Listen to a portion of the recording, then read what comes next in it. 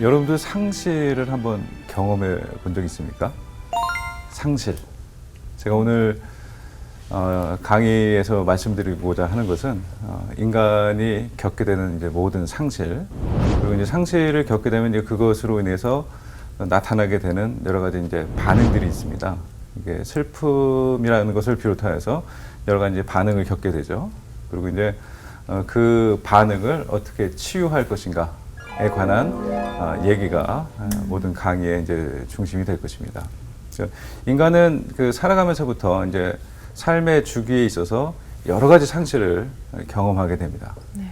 그러니까 아이들 같은 경우에 이제 처음으로 상실을 겪게 되는 것은 그 애완동물, 이제 애완동물의 죽음을 이제 처음으로 이제 상실의 경험으로 갖는 경우가 많고, 또 이제 조부모의 죽음, 또 심지어는 또 어머니나 아버지, 엄마 아빠가 이제 먼저 일찍 돌아가시는 경우도 있죠. 그렇게 이제 상실의 경험들을 하게 되고, 어른들 같은 경우는 어떻습니까? 어른들도 이제 여러 가지 상실을 경험하게 되는데, 근데 꼭 죽음으로 인해서 겪는 상실 말고도 여러 가지 상실이 있습니다. 네. 가령 뭐 직장을 잃는다. 그것도 이제 상실이죠. 그리고 자기가 살았던 공동체를 떠난다. 이런 것도 이제 하나의 상실입니다. 네. 그러니까 이런 식으로 해서 여러 가지 이제 상실을 겪게 되는데, 그 학자 중에 미셸과 앤더슨이라고 하는 학자가 있어요. 그 미셸과 앤더슨이라는 학자는 인간이 겪는 모든 상실을 6가지 종류로 구분을 해놨습니다. 물질적인 상실이라고 하는 것은 이제 눈에 보이는 소유물, 그 물질적인 것들을 잃게 되는 것, 이것은 이제 물질적 상실이라고 그러고요. 그 다음에 또 상실 중에는 관계적 상실이 있죠. 그러니까 그러니까 특별히 이제 청소년 같은 경우에 청소년들은 이제 뭐 왕따 문제라든가, 근데 친구 관계들이 이제 소원해졌을 때 겪게 되는 그 슬픔이 이제 굉장하다. 맞아요. 그래서 이제 아이들 같은 경우에는 이제 그것으로 인해서 뭐 심지어는 이제 자기 목숨을 끊는 경우도 있게 되죠. 예, 그리고 이제 세 번째는 정신내적인 상실이 있습니다. 정신내적인 상실이라고 하는 것은 자기가 이제 추구하고자 하는 어떤 자신에 대한 이미지도 있고, 그리고 꿈, 자기가 기대했던 어떤 소망 같은 거 있죠. 이제 그런 것들이 이제 상실되게 될 때도 똑같이 아까 얘기했던 그 슬픔의 반응들이 일어나게 된다는 것입니다.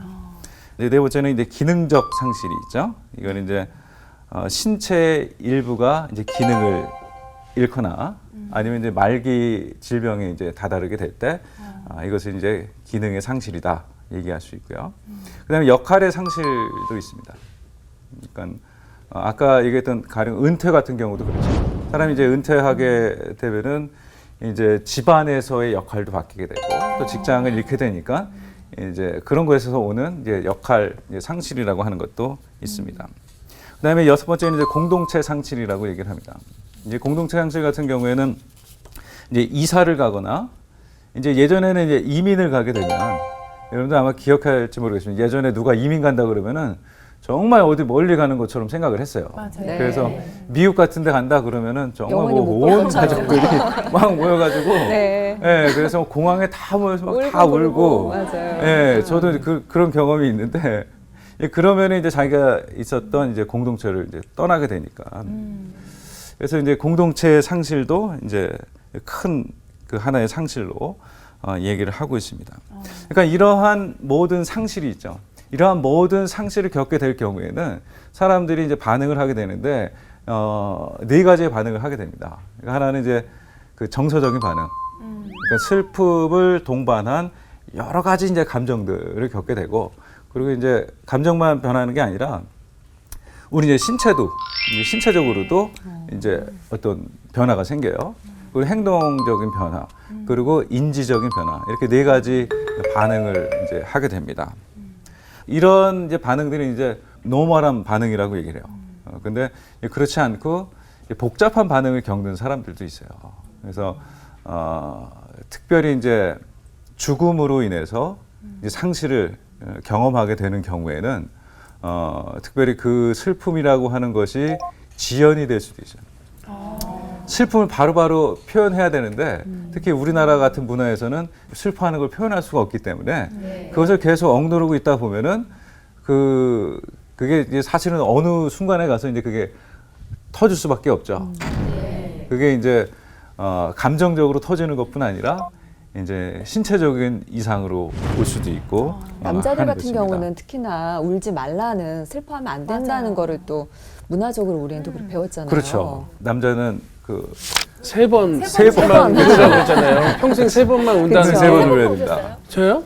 한 300번 운 것 같아요. 그거 굉장히 좋으신 겁니다. 네. 아, 그런 거예요? 그렇죠. 남자라도 이제 자기의 감정을 이제 제대로 표현할 수 있을 때가 이제 건강한 상태라고 볼 수가 있죠. 그러니까 감정이 지연되면은 그 슬픔을 억눌렀던 게 어딘가에서는 다 나오게 되는 거군요. 그렇죠. 어딘가에서는 이제 터져버리게 되는데 그게 이제 정상적으로 터지게 되면 괜찮은데 보통은 이게 그게 눌려서 가령 뭐 신체의 연약한 부분으로 나타나게 된다면은 이제 좀 질병으로 나타날 수도 있게 되고 아니면 행동적으로 나타날 수도 있고 그렇죠. 제가 옛날에 어떤 남자아이를 알았는데 이 아이가 자꾸 이상한 행동을 하는 거예요. 근데 나중에 알고 보니까 그 어머니께서 아버님이 돌아가셨을 때 애도하지 않았다고. 그러니까 장례식장에 못 오게 했다고 하더라고요. 그래서 네. 아버지가 떠나가는 장면을 보지 못했었다고. 그런 일들이 있더라고요. 그렇죠. 특별히 어린아이들 같은 경우에는 그 애도한다라고 하는 거를 제대로 어떻게 해야 될지를 몰라서 맞아요. 그래서 아이들 같은 경우에는 그것이 이제 행동적인 거로 나타나는 것이 예, 다반사인 것 같습니다. 그리고 이제 슬픔이 지연된다거나 아니면은 슬픔이 과장된다거나 이제 과장되는 것도 있고 또 가장되는 것도 있고 영어 표현을 하면은 이제 가장이 그걸 뭐예요? 가장 마스크를 썼다라고 하는 거죠. 나중에 제가 더 자세히 말씀을 드리겠는데 네. 지금 이제 간단하게 얘기해서는 마스크를 쓴 슬픔이에요. 그러니까 나중에는 이제 피에로처럼 그게 그런 거 아닐까요? 어떤 피에로처럼 네. 겉은 웃고 있지만 네, 너무 네. 슬프면 그거를 그거 표현을 맞습니다. 안 하고 제가 그 경험이 있거든요. 예. 10년 전에 예. 그 사건이 있었는데 그때 이제 나는 너무 힘든데 그거를 이제 동료들한테 감추고 싶어서 더 밝은 척 아무 일 없는 척 한 그렇죠. 적이 예. 있어요. 예, 딱 맞습니다. 네. 그리고 이제 우리가 우울증 중에는 이제 가면 우울증이라는 게 있거든요. 그러니까 평상시에는 전혀 나타나질 않아요. 그러니까 이제 그 사람이 우울증인지 아닌지 모를 정도로 정말 밝게 지내죠. 밝게 지내는데 이제 나중에 이제 어떤 사고가 나서 보면은 우울증을 이미 앓고 있었던 거죠. 이제 그런 식으로 이제 그거는 이제 복잡한 애도 반응이라고 그러는데 이제 복잡한 애도 반응을 겪는 경우에는 이제 전문가의 상담이 필요한 경우예요. 그래서 아까 얘기했던 그 네 가지 반응이 있었잖아요. 그러니까 그 감정적인 반응, 인지적 반응, 신체적, 행동적 이 네 가지 반응이 그냥 보통 평범하게 나타날 때는 그냥 옆에서 잘 돌봐주면 돼요. 그 사람을 하고 얘기하게 하고 슬픔을 표현할 수 있도록 돕는 것이 이제 가장 이제 첫 번째 그 관건이고요. 근데 이제 복잡한 애도 반응, complicated grief response라고 얘기를 해요. complicated 하다는 것은 이제 복잡한이 될 수 있고 아니면 복합적인 것도 될 수 있고 이제 그런 애도 반응 같은 경우에는 이제 전문가의 이제 상담이 필요한 경우다라고 얘기를 할 수가 있습니다. 그리고 이제 죽음 중에는 이제 트라우마를 남기는 그런 죽음도 있습니다. 그러니까 트라우마틱 그룹 리스폰스라고 얘기를 할 수 있는데 여러분 트라우마는 알죠? 외상성. 그러니까 이것도 이제 외상성 슬픔이라고 얘기를 할 수 있어요. 근데 갑작스런 사고, 재해를 만나게 됐을 때 그때 우리가 트라우마를 겪잖아요. 우리가 그 한 2년 전에도 이제 그런 큰 사고가 있었잖아요. 그 세월호 사고를 겪으면서 모든 국민들이 전 국민들이 트라우마에 빠져 있었다. 맞아요. 이제 그렇게 얘기를 하잖아요. 그런 것처럼 이제 갑작스러운 그런 이제 사고로 인해서 겪는 슬픔을 이제 외상성 슬픔이라고 얘기를 할 수가 있고요. 또 그 죽음을 직접 목격한 경우. 이제 사고를 당했어요. 똑같이 사고를 당했는데 누구는 살고 살죠. 내 친구는 누구는 죽고. 그렇게 해서 이제 남아 있는 사람은 정말 엄청난 이제 트라우마를 이제 겪게 되는 거죠. 그래서 지금까지 이제 보면은 우리가 이제 상실의 종류에 대해서 얘기를 했고, 그 상실로 겪는 사람들이 이제 이러이러한 반응들이 있다라고 하는 걸 여러분들에게 말씀드렸고요.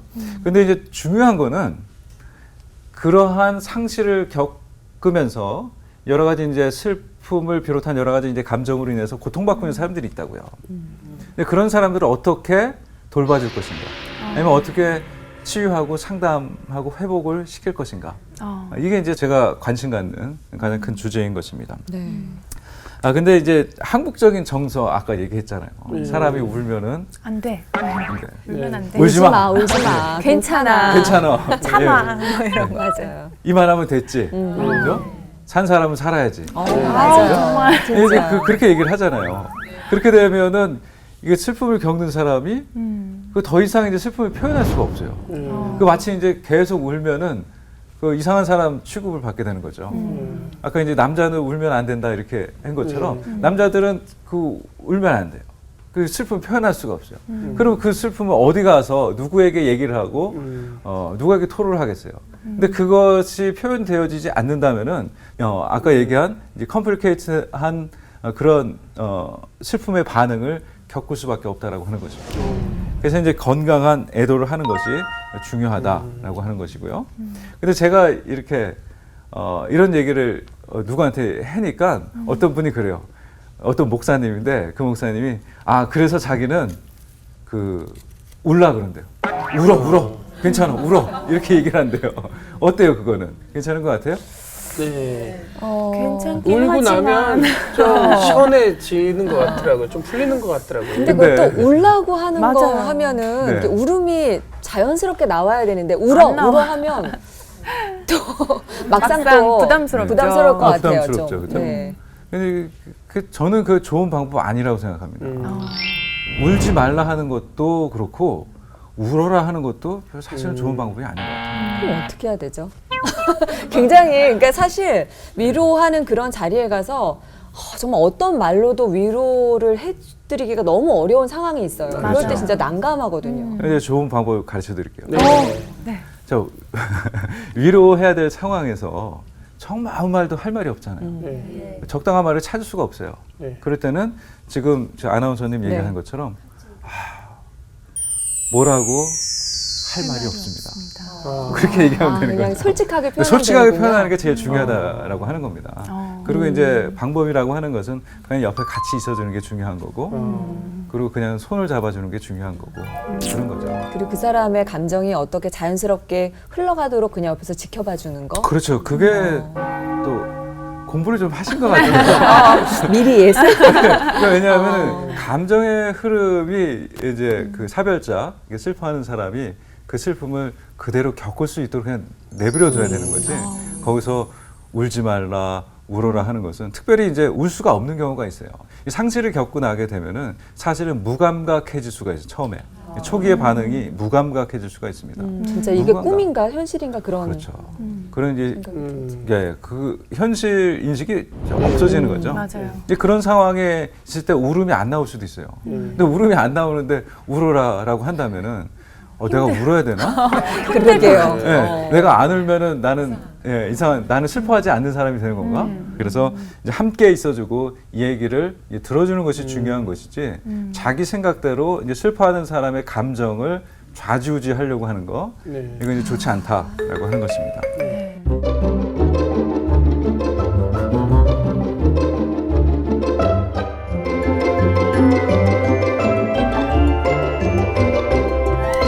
저는 이제 생각을 할 때 자녀를 잃은 부모의 슬픔이 인간이 겪는 슬픔 가운데 가장 큰 슬픔이다.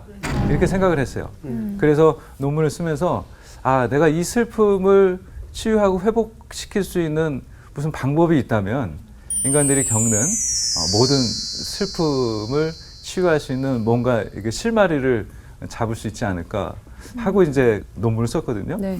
근데 이제 거기서 제가 이제 인터뷰를 하게 돼요. 이제 9명의 자녀를 잃은 부모님들을 인터뷰를 합니다.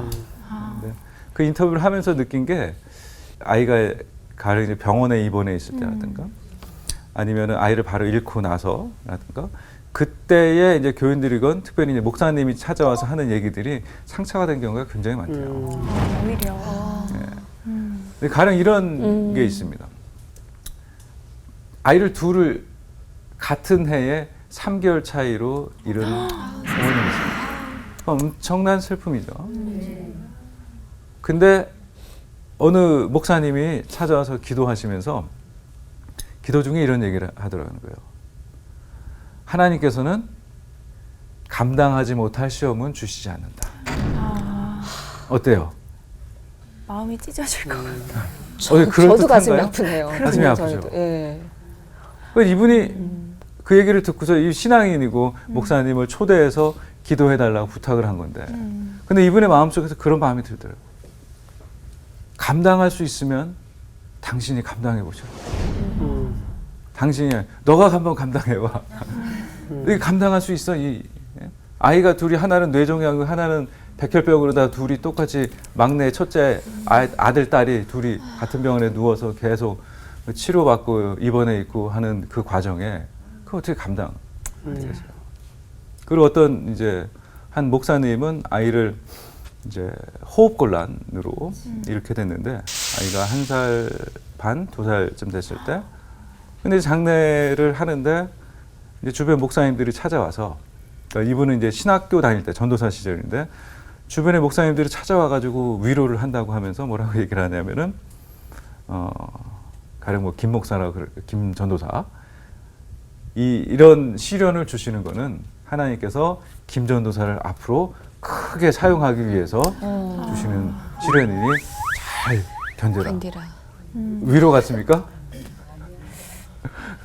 어쨌든 목사님은 뭔가를 해주고 싶어서 싶어하는 마음은 하셨는데 그렇죠. 그쵸. 막상 받는 그게 이제 잘못이라는 거예요. 목사님들이 위로해주는 방법이 자꾸 이제 성경적인 걸 갖다가 이제 맞지도 않는 상황에 그 성경 구절을 갖다 들이대고 하기 때문에 이제 위로가 아니라 오히려 더 그 슬픔을 가중시키는 그런 역할을 하는 거죠.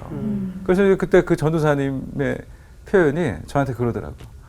그 말을 하는 어떤 목사님이 있는데 가서 죽탱이를 한번 날려주고 싶더라고요. 예, 그렇게 얘기를 하더라고요. 그러니까 자기가 겪는 이게 슬픔, 고통이 아니기 때문에 사람들은 좀 다른 사람들의 일에 대해서 조금 이게 좀 함부로 얘기하는 경향이 있고 그게 혹시 이제 함부로가 아닐 수도 있어요. 좋은 정말, 의도에서 네. 하는 그렇죠. 거인데 그렇죠. 맞습니다. 듣는 사람 입장에서는 예. 그런 거죠. 차라리 그럴 때는 아무 네. 말 안 하고 있는 게 낫다라는 그렇죠. 생각이 들어요. 그렇죠. 우리 패널 분들이 아주 훌륭하십니다. 예. 그때는 많이 하고 그냥 있네요. 아무 말도 안 하는 게 좋은 거예요. 네. 예, 아무 말도 안 하고 정말 무슨 말을 해야 될지 모르겠다 그럴 때는 정말 무슨 말을 해야 될지 모르겠다고 얘기를 하고 예, 그리고 아무 말 안 하고 그냥 옆에 있어주고 하는 거죠. 그 이제 인터뷰 한 분 중에 이제 한 분이 그러더라고요. 그 장례 때 전혀 뭐 아무것도 기억이 안 나요. 누가 왔었는지 기억도 안 나고 목사님이 무슨 설교를 했는지 기억도 안 나고 했는데 가장 기억에 남는 사람은 10몇 년이 지나도 아직까지도 기억에 남는 사람은 자기 옆에서 그냥 묵묵히 아무 말도 없이 손잡아주고 같이 울어주고 했던 사람은 10몇 년이 지나도 아직도 기억에 남는다. 되게 중요한 메시지를 주는 거죠. 목사님의 설교는 뭐 기억이 안 나요. 여러분들 뭐 한 주만 지나도 잊어버리잖아요. 그렇긴 한데 그 중요한 이제 시기에 그 인간의 삶의 위기, 그 상실이라고 하는 크나큰 상실 앞에서 선 이 사람에게 기억에 남는 사람, 그 옆에 앉아서 손잡아주고 울어준 사람이라는 거죠. 근데 이런 것도 우리가 주의해야 돼요.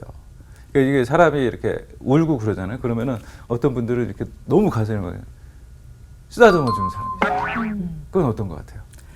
그냥 안 건드려줬으면 좋겠는 마음도 있지 않을까. 자꾸 와서 이렇게. 자꾸 와서 만지면 좋으신가? 좋으실까요? 자꾸 만져줘. 이렇게 이쁜 분이 만져주면 누가 만져주는 적당히 해야 되는 것 같아요. 모든 게. 예. 그렇죠. 그것도 맞습니다. 우리 진희 씨가 얘기한 것처럼 이게 좀 안 만져줬으면 좋을 때가 있어요. 그 내가 지금 슬퍼갖고 막 울고 있는데 옆에서 누군가가 만져주면 이거 그만 울어야 되나? 이런 마음 들잖아요. 그리고 좀 이제 부담스럽고 이렇게 좀 가만히 좀 내버려뒀으면 좋겠다. 그냥 울게 내버려둬라 할 때가 있거든요. 그러니까 이제 저는 개인적으로 생각하기에 그렇게 만져주거나 이렇게 울 때, 계속 울 때, 그때는 어떻게 해야 돼요? 그냥 다 내버려둬야 돼요. 그냥 울게 해야 돼요. 울게 해서 스스로 이제 감정을 다 표현하고 토로하고 난 다음에 스스로 추스릴 때, 이제 그때 이제 어떠냐고 이게 물어봐 주는 거죠. 이제 그게 이제 좋은 방법이다 이렇게 생각을 합니다.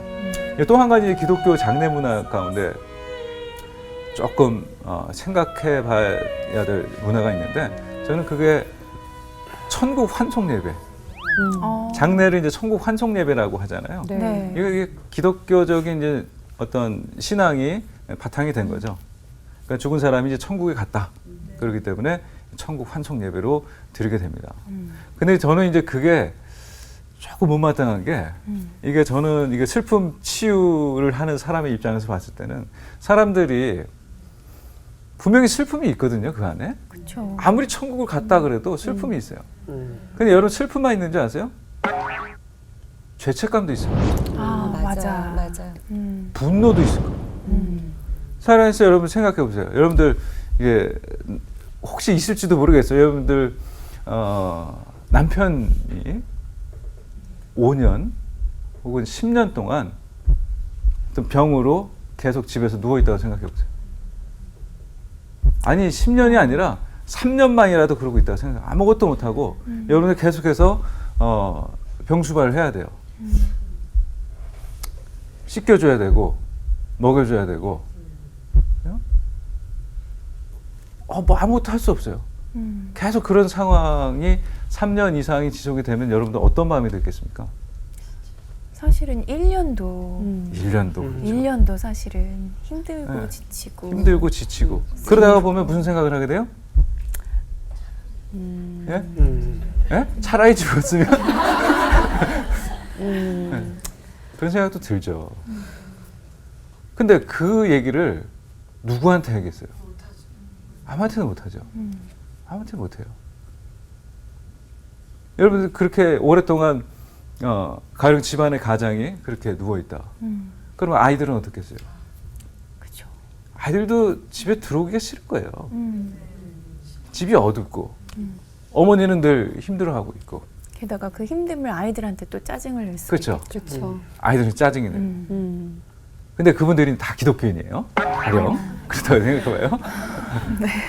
그리고 이제 그러고 나서 돌아가셨어요. 진짜로 돌아가셨어. 한 5년 만에 돌아가셨어요. 그래서 이제 교회에서는 천국 환송 예배를 한다고 합니다. 그러면은 그 부인이 느낄 마음속의 슬픔, 죄책감, 뭐 절망, 이 여러 가지 감정들은 그 누가 해소해 주냐고요. 그분이 가령 그 부인이 막 울어요. 장례식장에서 막 울어. 그 옆에서 교인들이 와서 그럴 거 아니에요. 천국 갔는데 천국 가셨어. 행복해야지. 천국 갔는데 왜 울어? 왜 울어? 맞아. 왜 울어?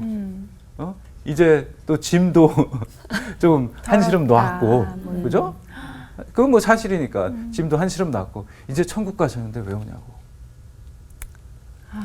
그 마음을 남들은 아무도 모르는 거예요. 네? 그러면 그거를 계속 묻혀두고 계속 1년, 2년, 3년 계속 그로 간다고 생각해 보세요. 그거를 언젠가는 그 표현을 해야 되는데 그래서 이제 저는 이제 많은 분들이 그 애도 상담, 슬픔 치유 상담이라고 하는 거에서 좀 배워야 된다고 생각해요. 모든 사람이. 왜냐하면은 우리 주변에 다 그런 사람들이 있거든요. 슬픔을 겪는 사람이 있어요. 그 제가 2013년 통계를 봤거든요. 2013년 이제 통계청의 이제 자료를 보니까 뭐가 있냐면은 이제 한국에서는 1년에 26만 명이 1년에 죽는다. 26만 명. 그리고 이제 88%가 이제 질병, 암을 비롯한 이제 여러 가지 질병으로 죽게 되고 한 12%는 사고로, 자동차 사고, 뭐 추락 사고, 화재, 익사, 자살까지 포함해서 12%는 그렇게 이제 죽음을 당하게 되는데, 그러면 26만 명을 하루로 나눠 보세요. 26만을 그 어떻게 365일로 나누면은 몇 명이 될까요? 약 몇 명이 되겠죠? 많겠네요. 많겠네요. 제가 이제 대략 이렇게 나눠 보니까 네. 700명 정도. 하루에. 그러니까 하루에 죽는 사람이 700명이에요. 그러니까 우리 주변에 이제 죽음을 맞이하는 분들이 많이 있다는 겁니다. 그러면은 이 700명이라고 하면은 그 가족들 생각해 보세요. 한 분이 돌아가시게 되면은 직계 가족으로부터 시작해갖고 이제 정말 직접적으로 이제 슬픔을 경험하게 될 사람들이 뭐 한 10명이라고만 생각을 해도 정말 이게 슬픔에 잠겨 있는 사람이 하루에도 그리고 그것이 이제 누적돼서 슬픔이 오랜 기간 지속이 되잖아요. 애도의 과정이. 그렇게 되면은 정말 많은 사람들이 제가 아까 얘기했던 그 슬픔의 반응들, 감정적인 것, 인지적인 것, 그 행동적인 것, 신체적인 그런 반응들을 겪게 될 사람들이 엄청 우리 주변에 많다는 거죠. 그래서 우리가 이게 애도 상담 이거 좀 배워야 되는 거예요. 그래서 여러분 주변에 있는 분들을 어떻게 적당한 방법, 좋은 방법으로 어떻게 도와줄 것인가. 이거를 이제 배워야 되고, 그리고 이제 조금 더 이제 그 복잡한 반응을 겪는 분들에게는 전문적인 이제 상담으로 좀 돌봐줘야 된다라고 하는 겁니다. 근데 우리가 긍정적이고 뭐 밝고 이런 거는 되게 배우고 싶어 하는데 이런 거는 웬만하면 피하고 안 보고 그렇게 덮어두고 살려고 그랬던 것 같아요. 그래서 이거를 배워야 된다라는 것만 알아도 사실 맞아요. 이 보시는 분들에게 많은 깨달음이 될 것 같아요. 그렇죠. 네.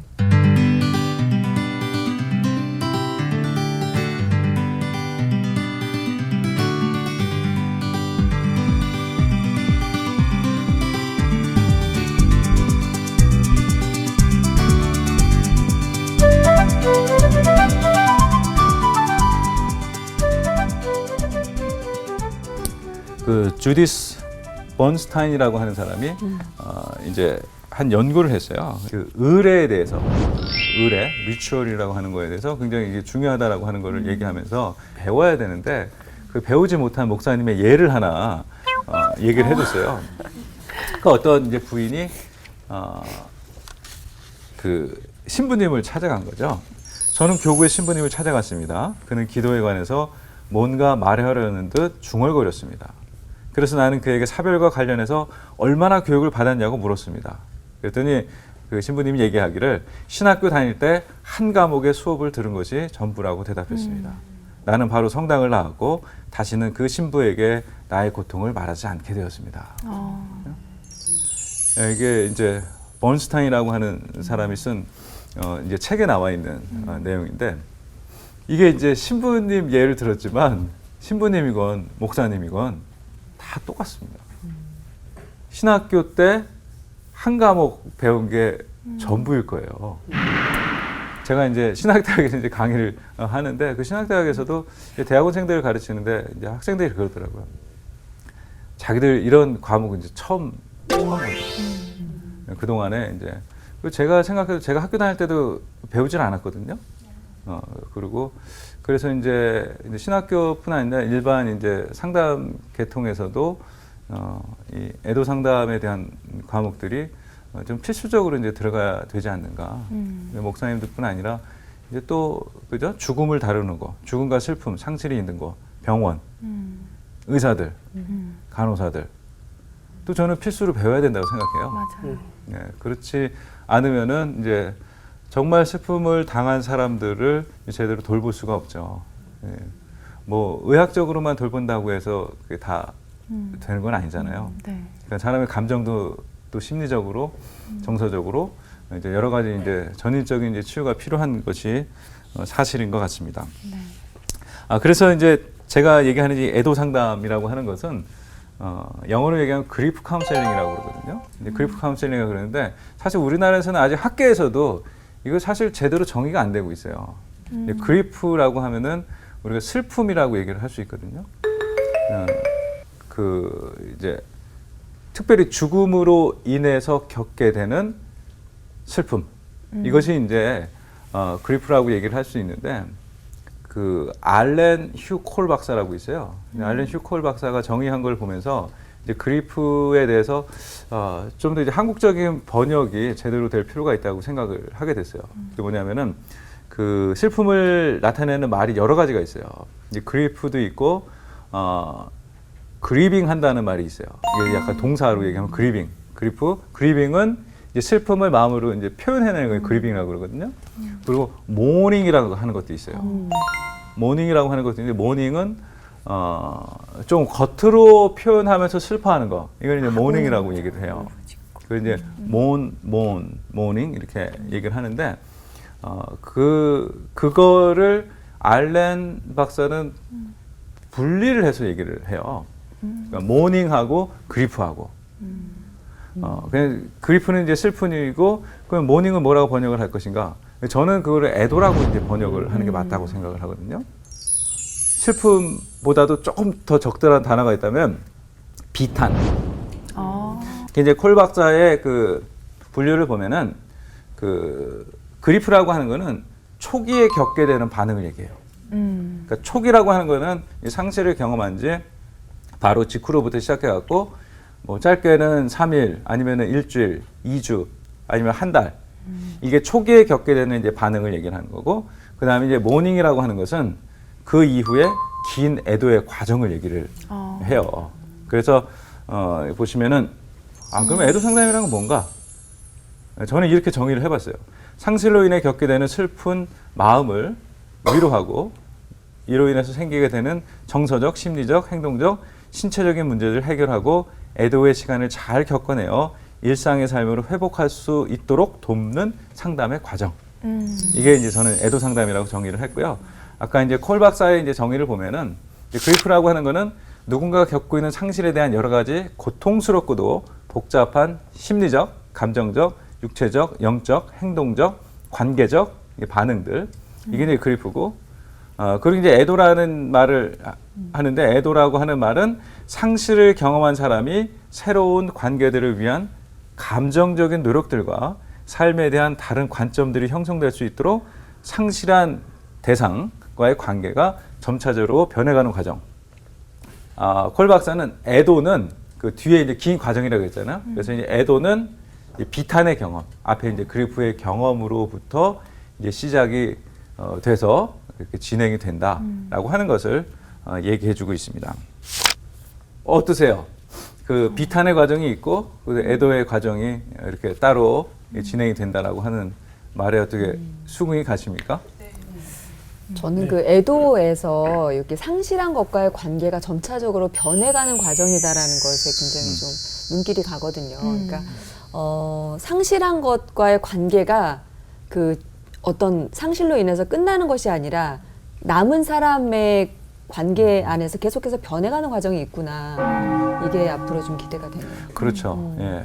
지금 이제 나중에 이제 다루게 될 얘기긴 한데 마지막 이제 하나의 단계입니다. 네. 그래서 애도의 과정이 지나고 나면은 이제 상실한 대상과의 관계를 이게 재정립하는 이 그런 시간이 이제 필요한 것이죠. 그러니까 누군가를 우리가 상실하게 됐을 때, 그 이제 여러 가지 이제 그 상실에 관한 이론에서 얘기를 하고 있는데, 그 가운데 이제 하나는 이제 어태치먼트 테오리라고 하는 게 있어요. 그러니까 애착관계 이론이죠. 네. 애착관계 이론에서는 그런 상실한 대상과의 관계를 분리를 하고, 그리고 이제 새로운 대상을 이제 찾아서 관계를 맺는 거.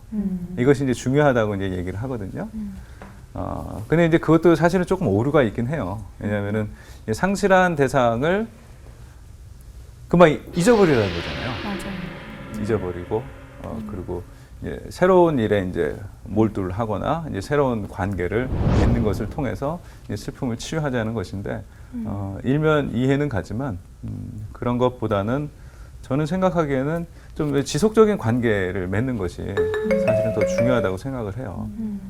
그래서 저는 의뢰의 중요성에 대해서 또 얘기를 많이 합니다. 그래서 의뢰라고 하는 것을 통해서 상실한 대상과 이제 지속적인 관계를 맺을 수 있는 어떤 상징적인 행동들.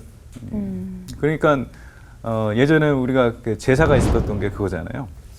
제사라고 하는 것이 그런 거였고, 기독교적으로 얘기하면은 추모 예배가 있고, 그런 것들을 통해서 이제 돌아가신 분에 대해서 기억하고 회상하고, 그리고 그의 삶을 오늘 우리가 다시금 새겨서, 그래서 이제 거기에 대해서 이제 의미를 부여하는 거죠. 그래서 이제 그 사람들을 이어서 오늘의 우리들의 삶으로 만들어가는 것, 그것이 이제 오히려 좋은 방법이 아닐까. 예전 그렇게 생각을 해봅니다. 네. 오늘은 제가 개론적이지만 사실 굉장히 중요한 얘기를 했습니다. 네. 그래서 애도 상담, 이제 슬픔 치유가 왜 필요한 것인가에 대해서 이제 얘기를 한 거고요. 그리고 이제 상실이라고 하는 상실의 여러 가지 종류들.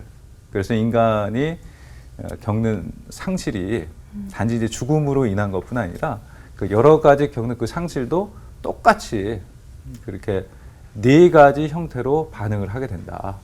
한번 해볼까요? 네 가지 반응이 뭐가 있다고 그랬죠? 감정적인 반응, 감정적인 것, 신체적, 신체적, 인지적, 인지적, 행동적. 행동적. 그렇죠. 지금 아까 얘기한 네 가지 반응을 제가 간략하게 말씀을 드렸는데 다음 시간에는 그걸 좀 더 자세하게 얘기를 하고 그걸 이제 일반적인 반응이라고 그랬죠. 그리고 복잡한 애도 반응. 복잡한 애도 반응도 좀 더 자세하게 제가 얘기를 드려보려고 합니다.